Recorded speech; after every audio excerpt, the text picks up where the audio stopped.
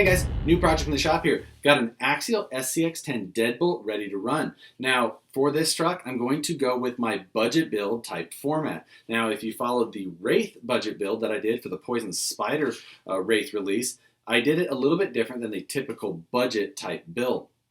What a budget means for me is I set a dollar amount and I upgrade the truck with that amount every week. Now, that doesn't mean that I use the cheapest parts available. It just means that that's the amount of money that I spend. For the Wraith, I did 50 bucks. For this one, I'm going to stay with that 50 bucks and we're going to upgrade with that every week. So as it goes, you can really start to get a lot of upgrades into the truck. Now, along with that, if I don't spend all of it in 1 week or I want to try and save up for a bigger upgrade, we'll try and do something free or much cheaper that week to try and bank some cash so that we can spend it later. So the SCX10 is by no means a new truck. The Deadbolt version isn't the newest release of the Axial SCX10 either, but it is the cheapest at $299 ready to run. I picked this one up from TCS Crawlers. They got it to me here in just a couple of days, and it did, again, fall in that $299 price range. So we're going to get this thing out of the box. We're kind of going to go over some of the overall features of this truck and what we plan to do with it and what the direction is going to go for this build. All right, so we pulled the Deadbolt out of the box. Now, if you've never owned an SCX10 before, just a few things to be aware of. It does come with a standard 2.4 gigahertz radio. Not a bad radio, simple 2-channel with some dual rate and things like that. It does not have adjustable EPAs, but for a basic truck out of the box, it'll do you just fine. Make sure to pick up 4 AA's for that. It also comes with a bag of assorted parts. Now, some of those things are different heads for this driver, some light bucket covers, as well as just some in general spare parts. Usually there's some pretty decent stuff in here to carry with you on the trail. We'll get into some of those things later as we go. But Axial does include a decent amount of extra parts in the bag compared to some of the other companies that you may be looking at. All right, now down to the Deadbolt itself here.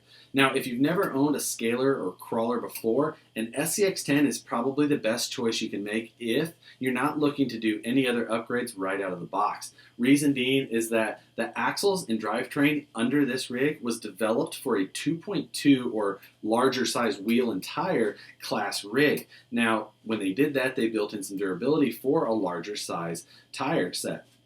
When they put the smaller, more scale wheels and tires on this thing, you really reduce the amount of stress that's put onto the drivetrain and really ends up with a nice, durable rig that you'll be able to trail ride for quite a while. Now, underneath, holding those axles together is an all-plastic set of links, including the steering. Now, that is good for durability. When you take a big impact, everything flexes out of the way, and you really don't have any issues with braking all that often. Not saying that it isn't possible, but pretty much those plastic links are just going to give. Now, being that they do give, when you start to put this rig into a bind, like you're really crawling something technical, you can see those axles kind of flex or move together. Again, good for durability, but for the feel of the crawler, trying to get something that's nice and responsive and predictable all the time, not the best situation. However, right out of the box, like I said, you can just take this thing and drive it, and it'll really do just fine. Now, the Deadbolt, again, not the first and not the latest version of the SCX10 from Axial to release lately. However, it does have some upgrades, and it had a pretty specific point for its release. It is the first rig from Axial to be released at $299 ready to run. And they did that by doing a number of different changes to this car over the other SCX10s to get down to that point. A big part of that was a non-licensed, non-Jeep body. The body that you see here is basically just an Axial branded body. However, it does have some pretty obvious keys to an early Bronco type body. So even if it doesn't say it, you can pretty much draw that conclusion. Next, we're going to pop this body off and kind of take a look underneath. All right, underneath that body, we've got the familiar SCX10 drivetrain and chassis setup here. Now, like I mentioned, Axial did make some changes to this rig to get that price tag down to that $299. Now, one of the changes was to change out that Castle-produced ESC for a cheaper ESC. However, this ESC is waterproof and listed as 3S ready right out of the box. Now, 3S, if you're not familiar, is referring to a 3-cell LiPo. The S actually stands for series, being 3 lipo cells in series. Now, also, as far as the electronics go, we've got the Tactic servo. Now, Axial has switched to Tactic over the AE branded ones that they had in there before. These Tactic servos are actually pretty decent. They've got a little bit more power than they had before and are metal geared and again waterproof. Now, driving this rig is the familiar Axial 27 turn brush motor. Does just fine and it'll hold us over for a little while. One very important upgrade to note is the brand new Wildboard HD drive shafts. Now, these run 2 female ends with a male slider in between. Now, that is a much stronger setup. This setup actually comes on the Axial Yeti as well. In my Axial Yeti, I'm running a Tekin Pro 4 HD with an RX8 Gen 2 speed control on 3S LiPo, and I have yet to tear up that rear drive shaft. So, I think that these drive shafts are going to hold us over for quite a while, and we won't really be needing to look at upgrading those until we absolutely run these things into the ground. Axial did make a change on the shocks as well. Normally, the SCX10s come with a dual stage setup, meaning they have 2 springs on the shocks running 2 different spring rates with a slider in between. On this rig, to cut some costs, they went with a single spring that's just much longer. Overall, it feels pretty good, and I don't think there's any reason to go back to the dual stage setup right now. The last major change that I want to mention that Axial made to this drivetrain is actually underneath this slipper cover where you can't see.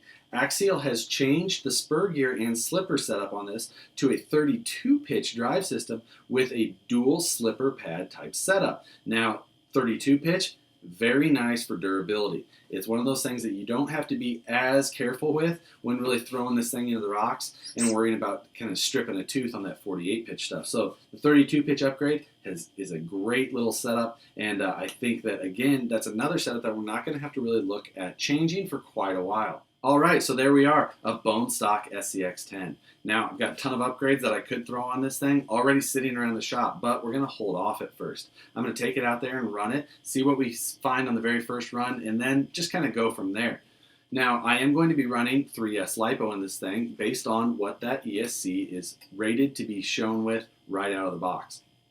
These are the Turnigy 2.2 amp hour or 2200 milliamps. Now, this is labeled as a 60 to 120C. Now, I've ran all kinds of different batteries. I used to be a max amps driver, but now I just run these packs. Dollar for dollar for this type of rig in a crawler, even with the big brushless setups that I run. I've really had good luck with these packs. I have ran other packs from Turnigy and not had as good as luck. I will not run Nanotechs anymore, for example. But these are labeled HD. They're running 60 to 120C rated. Who knows what those ratings actually equate to in the real world, but that's what they're showing on the package. For something like this, that's not going to be an issue at all. I'll add a link to the equipment that I will be using, but right out of the box, we're going to run it pretty much stock. So, as a recap, what we're going to do with this build, $50 a week worth of upgrades. If we don't spend it all, we'll save it for the next week so that we can buy bigger or better upgrades. Now, the plan is with this build to post up videos for you guys to watch every Thursday. So try and count on a video coming out right away, either late Wednesday night or sometime Thursday before midnight. I'll try and get these things up early so that you guys can count on them being up sooner than later. But while we first get rolling, I'm probably going to be working and editing as frantically as I can to try and get either some sort of backlog or trying to get them done that night. But that's what we have, so watch out for that every week. All right, guys, that's all for now. Watch out for next Thursday when we'll have the very first round of upgrades on this thing and hopefully a little bit of trail footage from this weekend. So with all that said, we'll see you guys on the next one.